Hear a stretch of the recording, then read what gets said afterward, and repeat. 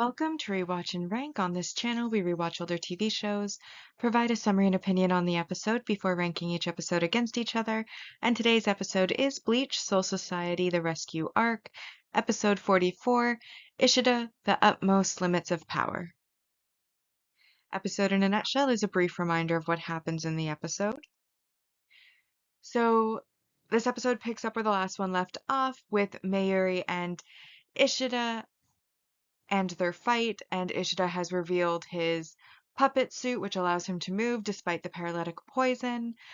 And then we get a flashback of Ishida's to his grandfather, who he now knows became a test subject of Mayuri and was in fact the last test subject that he had. And we see him teaching Ishida. We also get introduced to Ishida's father, who is very unsupportive of the Quincy lifestyle and tells Ishida that, the Quincy will die out with his father and that Ishida is not to see him again and that he should focus on helping the living, not the dead, leave the dead to the Shinigami. And then we see Ishida crying to his grandfather about how he's able to see hollows attacking the dead people, see that the Shinigami are not enough to deal with all of the hollows that are out there, and he doesn't understand why his dad is the way that he is, and the grandfather tries to cover for the dad, but ultimately isn't able to. And he does, though, help Ishida to become stronger, and then we see him being gifted his glove, before we return back to the battle, where Mayuri has been attacking Ishida with a ear scythe type weapon that he pulled out of his ear cone thing, and Ishida hears a voiceover of his grandfather explaining the glove and how there's a limiter on the glove, and breaking that limiter will allow him unprecedented power, but unfortunately it will result in him losing all of his Quincy powers. But Ishida decides that this is the time to use it, and so he breaks off the limiter on the glove, and he sprouts a wing, which then starts to also increase his spiritual power, and then also starts to dismantle and break the bonds of spiritual power of the buildings around him, which then become even more spiritual power for him. Mayuri then releases his Bankai in order to try to stop him, but ultimately Ishida does end up the more powerful, and he slices the Bankai in half, as well as puts a hole right through Mayuri. As a last-ditch move to survive, Mayuri basically turns himself into slime, which means that he's no longer able to attack, but he also cannot be attacked anymore, and he slimes off to his research center in order to heal his wounds, which he does note will take a few days, and that leaves Ishida the winner, but poisoned. However, Nemu, because Ishida didn't end up killing Mayuri, and she somehow thinks that that's on purpose, even though it wasn't, she decides to give Ishida the antidote to the poison, and so he then drinks that antidote after having a brief conversation with her about why she cares so much about Mayuri when he treats her really badly, and apparently she doesn't know why either, she just does care about him. And then Ishida makes his way towards the tower where Rukia is, despite being weakened and despite feeling his powers slowly draining away. And then he reaches the top of the stairs right at the end of the episode, and Tosin is there, which is the cliffhanger this episode ends on. So now that we've been reminded about what happened in the episode, we'll now rank the episode. We'll start with the mostly objective ranking list, which uses set values to determine the score, and then the personal episode, which is more entertainment value and personal opinion based.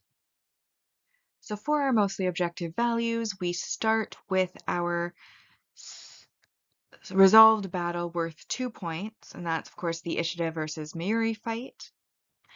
Then we have 3 points for our multi-arc supporting character introduction, which is Ryukin Ishida, who is Ishida's father. or Uryu's father, since they both have the same name, Ishida. Then we have the multi-arc supporting character growth worth 3 points, and this of course is Mayuri. Has his ear scythe attack, which I don't know the name of. It's not really mentioned. I couldn't find it, or I didn't put in the effort to find the name of it. But again, he pulls basically a little mini scythe out of his ear and then uses that against Ishida. Then we have the Bankai release of his Zanpakuto, which is the Konjiki Asho. Okay. Oh my gosh, these are so difficult to pronounce.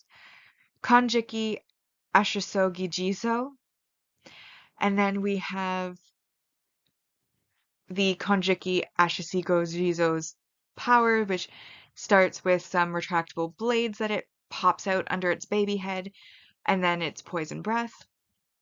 And then, of course, once he has realized that he's lost, he decides to use his Nikushibuki, which is a flesh splash, is the English translation online, which again turns him into green slime that then makes its way away from underneath the walls and whatnot.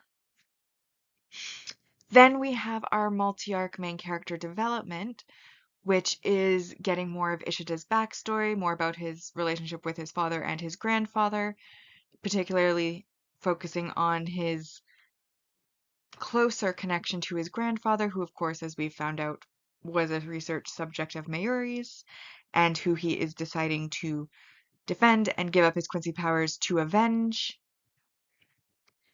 worth 4 points. Then we have our multi-arc main character growth, which again is Ishida, also worth 4 points, and this is where he uses his Quincy last style, which is, of course, breaking that limiter and gaining the extra powers, which does bring us to 16 points. However, there is a negative 4 points, and I gave this negative 4 points for a weak or dislikable supporting character, which excludes characters that are meant to be disliked. Ishida's father's an a-hole. That is just what that boils down to. He is so cruel to his child, and I understand some parents parent with a colder attitude, but just like an a-hole. He is an a-hole. He's so rude. I don't like him at all in this particular scene, and this is his introduction scene, which puts the entire character on the negative, and it has to work really hard to try to get back into positive graces, and I do not remember this character enough to know if that ever happens, so I am taking the 4 points. But even with those 4 points gone, it's still a 12 out of 10, 10 out of 10 episode. Which of course means that on our mostly objective ranking, we rank episodes with the same score in episode order. So in first we have Flash Goddess Yoruichi Dances, The Despicable Shinigami, and then this episode does come in third, Ishida, The Utmost Limits of Power. Now personally, I did really enjoy this episode. Ishida is a character that I like, and therefore I was interested in his backstory a little bit. And I also really enjoyed the effects of that final battle. I think Mayuri's Bankai is really creepy. A caterpillar body, a baby head, and then like a halo on top of it. And just, what is that thing? But also visually stunning because it is huge. And then Ishida's first has his like net of lightning, then he's able to move and he uses his breaking the limiter, which then big beam of blue light, and then a nice bright blue wing that then starts disintegrating all the places around him, the buildings and the walls around him. And then, he has his super strong arrow that's able to slice the Bankai right in half. Visually entertaining, visually stunning. Absolutely great. And of course, like I said, it is focused on one of my favorite characters, and therefore I was engaged and interested in what was happening. There were some negatives for me personally. Like, for example, the dad. He's an he's an a-hole. A very big bum hole. And I understand to a certain degree if your entire like peoples have been killed and hunted by Shinigami, and we now know brought to Mayuri to be research subjects, I can understand you not wanting to encourage Quincy behaviors in your child. That makes sense to me. However, as Ishida reveals, he can see the hollows, he can see the souls, he can interact with them, and there is a chance that he could end up A in the crossfire, B being attacked by a hollow himself because of his strong spiritual powers, may accidentally end up revealing himself to the dead, etc. So the fact is, because he can see these things, they may interact with him even if he doesn't intend them to. And so to me, I would say give your child the tools that should that happen, they are able to defend themselves and to get out of a sticky situation that they may unintentionally end up in. Like, I understand discouraging him from actively going out and hunting, but not discouraging him out of gaining the tools necessary to be able to defend himself should, even without his intention, something happen to him. And that is why I think he's an a-hole, because he's actively seeking to keep his child potentially in danger rather than giving him the tools necessary, all because he has some feelings about the Quincy and the danger that they're in.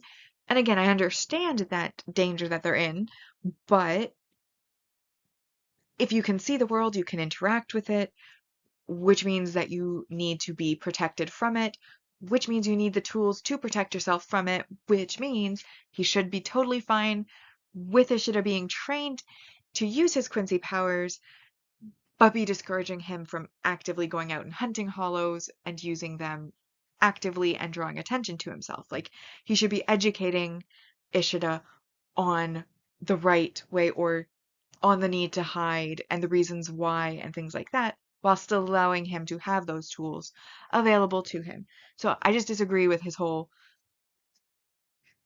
getting rid of the powers and trying not, like, telling him not to see his grandfather. And I mean, like, even then, it's like, this is his grandfather. Even if you don't want the grandfather to teach him about being a Quincy, you could at least let him see his grandfather. Like, you don't have to try to completely separate them, especially when you know that they have a strong emotional bond. Like I said, he's an a-hole. I don't like him, but I can objectively sort of understand some of his decisions, but also see that there were alternative decisions which may have been better suited. And then also,